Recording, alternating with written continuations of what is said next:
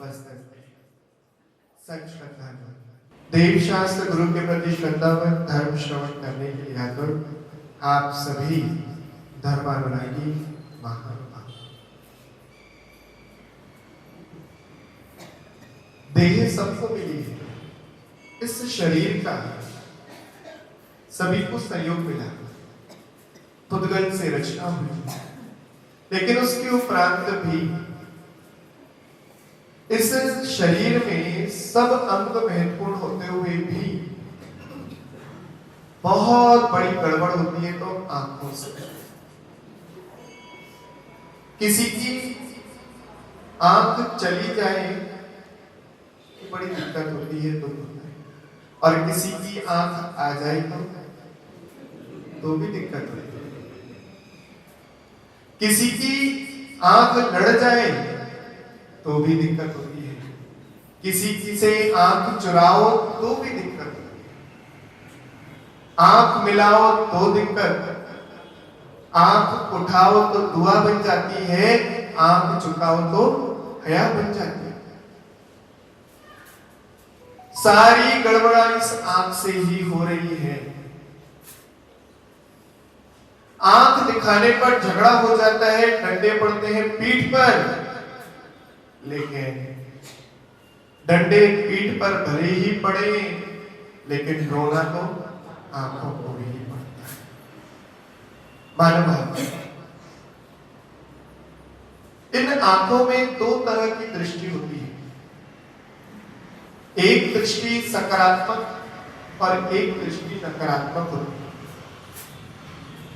सकारात्मक दृष्टि इस बात का प्रतीक है कि व्यक्ति दुख में से सुख को खोज लेता है, और नकारात्मक दृष्टि सुख में भी दुख को आला खड़ा करता है। मानव इस संसार में कोई भी सुखी है ही नहीं, लेकिन फिर भी चेहरे पर मुस्कान आ गई, मन में संतोष आ गया, आनंद और उल्लास की कुछ पल की क्षण कहां से आ गई? जब ये संसार दुखमय है, ये संसार कष्टमय है, तो फिर इसके चेहरे पर मुस्कान आई कैसे? व्यक्ति कहता है मैं बड़ा सुखी हूं, मैं खुश हूं, मुझे कोई गम नहीं, क्योंकि उसके जीवन में सकारात्मकता आ गई। सकारात्मक सोच ही उसके जीवन में सुख का कारण बन के आई है, उसके जीवन में और कुछ कारण है। जिस व्यक्ति ने दुख में से सुख निकालने की कला सीख ली, जिस जीव ने दुख होते हुए भी संतोष की आह भरना सीख ली, जिस जीव ने दुखी काल में भी आनंद और निर्विकल्प रहना सीख लिया, वह जीता जागता भगवान है और कुछ है। इस धरती पर व्यक्ति के लिए वह संतोष के पल प्राप्त करना, स्तब्धता रस को प्राप्त करना, यह सबसे बड़ा आश्चर्य है। इतने सारे आश्चर्य आज हमारे सामने हैं। ये सब आश्चर्य है कि इस महाकाल पंचम काल में भी सुखी होकर घर में बैठे, साधनों में सुख खोज रहे हैं। कितना बड़ा आश्चर्य है। आश्चर्य वो नहीं जो एक राजा ने ताजमहल के रूप में स्थापित कर दिया, ईसा की टावर, आईफिल टावर, ये सब आश्चर्य नहीं है। इस धरती पर व्यक्ति सुखी है पंचम काल में, जिस काल का नाम है दुखमा काल, उसमें भी यदि व्यक्ति अपने आप को सुखी मान रहा है, तो इससे बड़ा आश्चर्य और क्या होगा? मानो जीवन क्षण भंगुर है,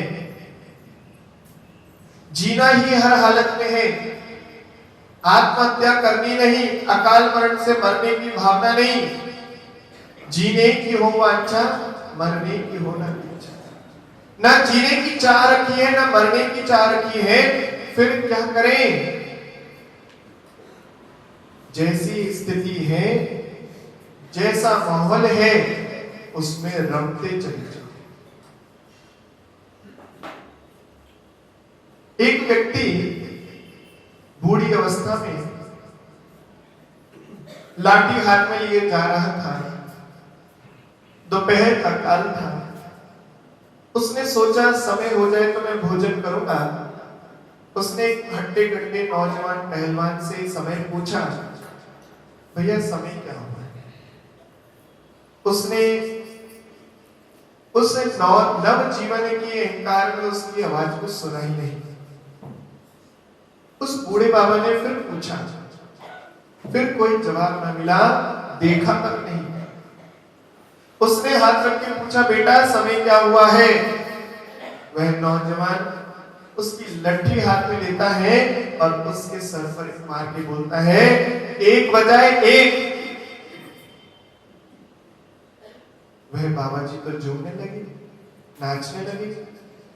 आसपास के लोग इकट्ठे हो गए, सोचने लगे, लगता है बाबा की लट्ठी उसके सर पर ज्यादा तेज लग गई, ये तो चल बसे। इनका तो दिमाग चल गया है, लगता है गहरी चोट लग गई। बाबा जी से पूछा, बाबा जी आपको चोट मारी है, इसने आप पर लाठी से प्रहार किया है, आप इसको कुछ कहते क्यों नहीं? आप इसको कुछ कहने के बजाय, क्रोध करने के बजाय आप तो नाच रहे हो, झूम रहे हो। बोले आज खुशी का बहुत आनंद का क्षण है मेरे लिए। बोले बता, ये पहले बाबा जी हैं जो ऐसे में खुश हो रहे हैं, क्या हो गया? बोले मैं इस बात का खुशनुमा हूं कि मैंने 1 बजे समय पूछा तो 1 लट्ठी हाथ सर पे पड़ी। अच्छा हुआ 1 घंटे पहले नहीं पूछा, नहीं तो 12 बजे होता तो 12 लाठियां मेरे सर पर पड़ती। मालूम सुख कहां से खोजना है, ये हमारे अंदर की बात है। हम अंदर से कैसे अपने दुख को दबा करके सुख में स्थापित हो सकते हैं, ये हमारे ऊपर पूर्णता से निर्भर है। कोई व्यक्ति कहता है मुस्कुराइए, तो दूसरा कहता है ज्यादा ही मुस्कुरा रहा है। कोई कहता है थोड़ा गंभीरता से बात किया करो, तो दूसरा कहता है हर वक्त गंभीर बने रहते हो, आखिर करे तो करे क्या? हमारा दृष्टिकोण सकारात्मक हो जाए तो चलता है, लेकिन सामने वाले का सकारात्मक दृष्टिकोण भी आवश्यक है।